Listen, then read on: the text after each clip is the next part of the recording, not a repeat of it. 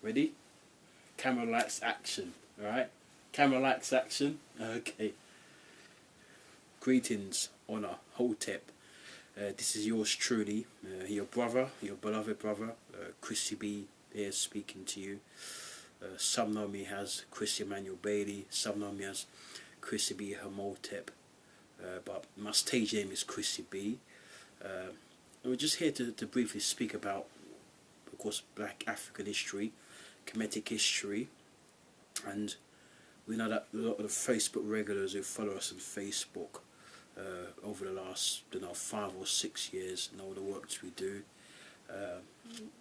The works are welcome because we're in such demand to post what we post, and sometimes my phone rings, I get emails, I get text messages about a lot of the posts that we do for you, for the world at large, to wake the ones and ones up, to wake especially black people up, African people, because they're the ones, our history is so rich, as I've said many times in the posts. Just even when I post without any pictures, I say this because it's so poignant and it's so on point, and when it feeds into your psyche, where people are coming from, it makes you so empowered, and it gives you so much power, to go forward and to just achieve. But before I talk some more about some of the history of our people, when I was around 18, I got really interested in our plight. When I was at school, the only black history we were taught were people about people like Dr. Martin Luther King. We had a big poster of Dr. Martin Luther King up on our library wall, but the teacher never really taught us much about what he stood for. It was just posters or just pictures of him.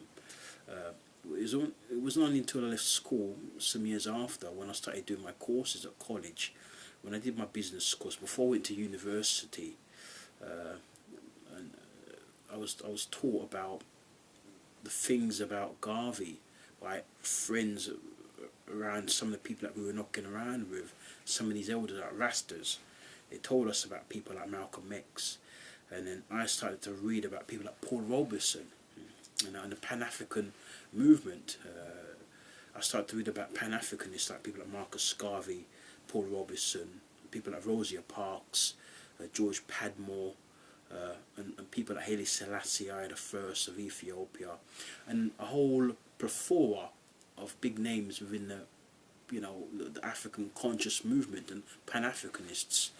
I remember buying lots of books when I was about 19, 20, 21, and I bought lots of books, about this thick books. Coming home, went all over much of London to buy my books, because I was so infused to read about our history, and it was a groundbreaking moment as well. And here I am able to sit down over a screen and speak about my experiences and about my innermost thoughts. And I can't do it all in one day, as you know, but we try our best to give you snippets. But first of all, to say that our people, we were the first people on the planet.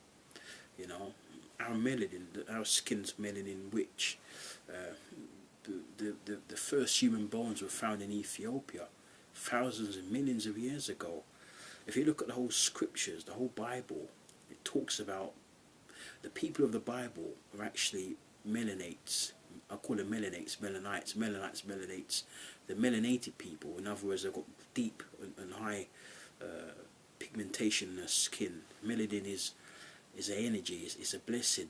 Melanin is all over us. It's in our eyes, our mouth, ears, on our hair, and inside of us. You've got melanin outside, you've got melanin in the inside as well.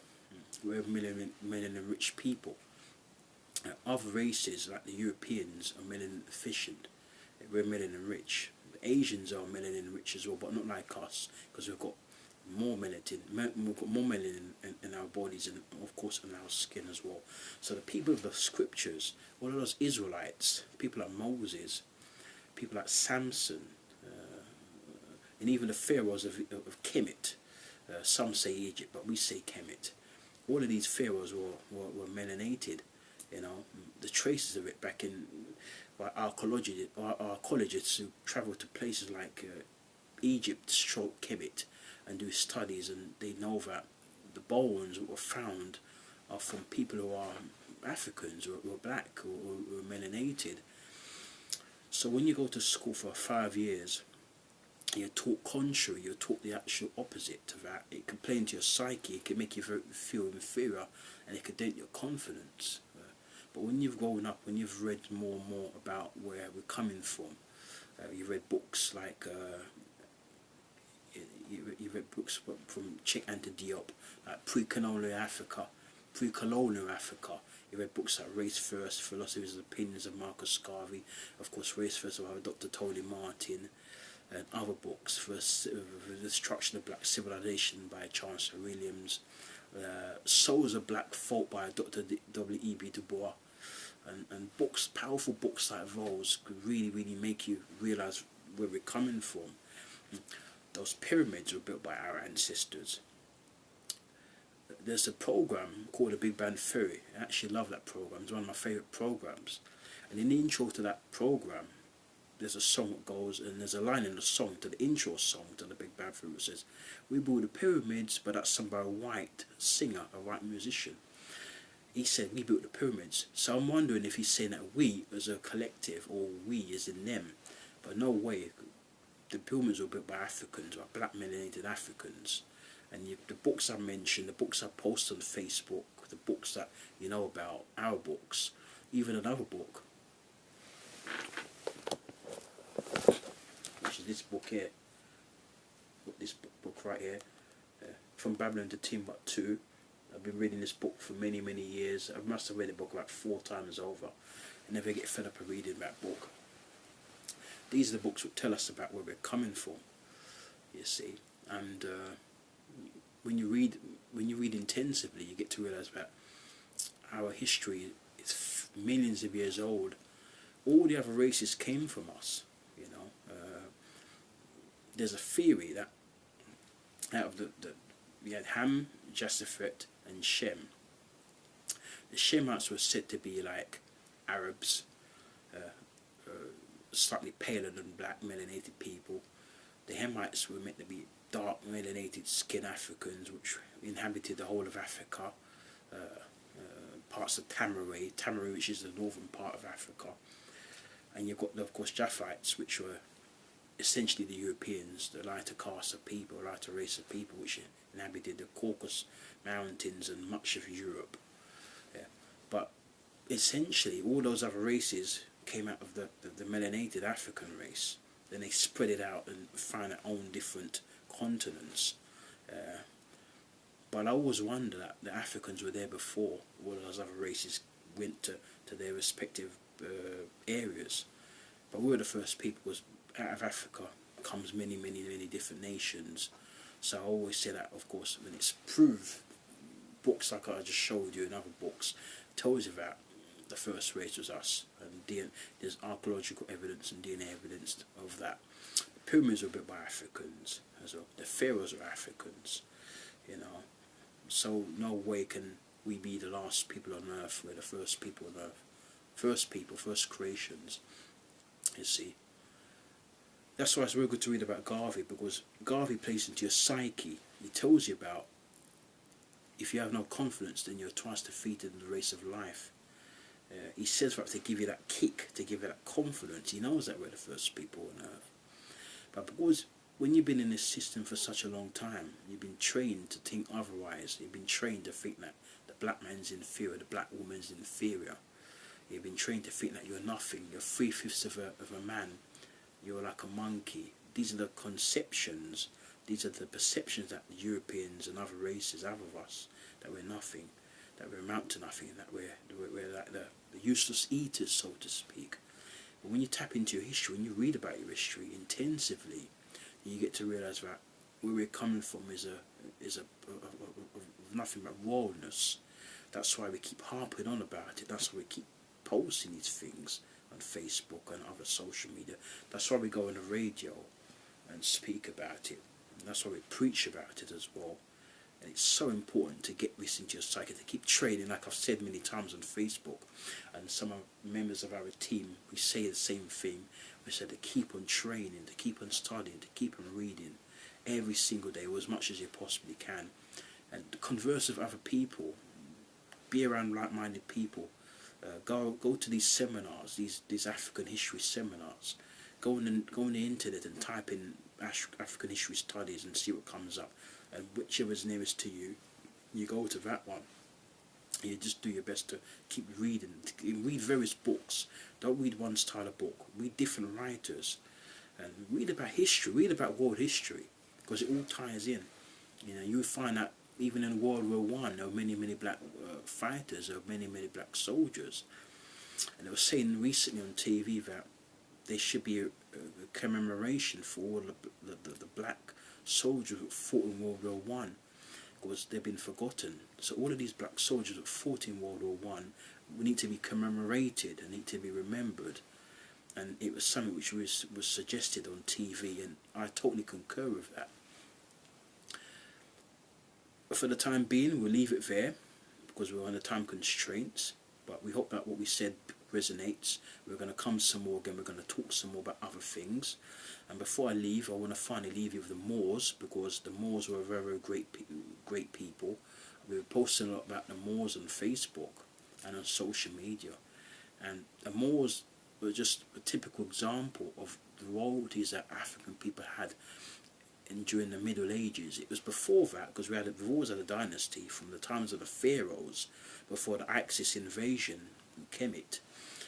We had a stronger hold on the whole of that, the whole of the continent, and we traded with much of the world. Our ancestors in Kemet were trading with places all over the world of Europe, of South America, but the center point was always Africa. Africa was always a center point.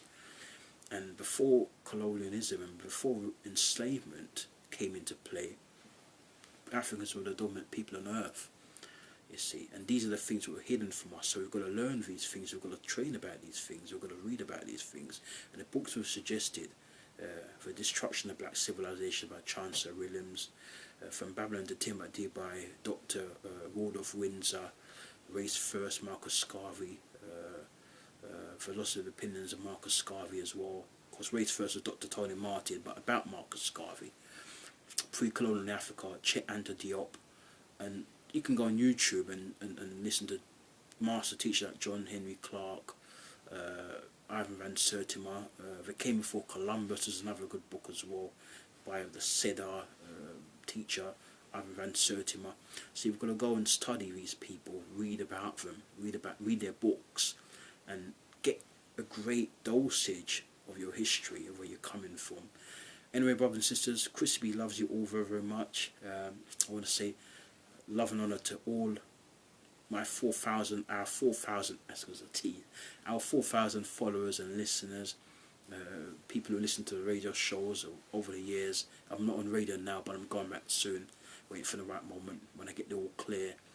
Of course, a love and honour to, of course, Gracia Campbell, Emeka Mackenzie, Dion Harris. There's so many of you. Anita Sims, artists.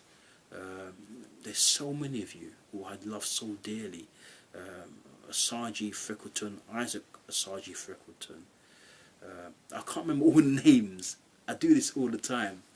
I've got to slap myself. But because I love you all, because I don't want to seem to be missing anybody out, I can't remember all the names, and some of your names have changed. Of course, Linda, Lupe Lou, Linda, always very supporting, and I honour you. Thank you so much for doing that. Of course, Brother Shitta Muhammad as well, James Hanza.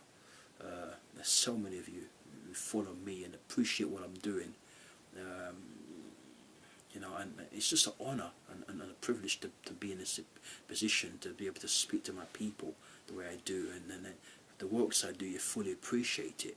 So we hope to be even some more posts like this as time goes on, but we're under time constraints, and so we just ask you to please keep studying, keep training, keep the faith, and keep close to us. You take care of yourselves and look after your families and look after yourselves, and stay blessed. Hotep, honor, Sila, bless up.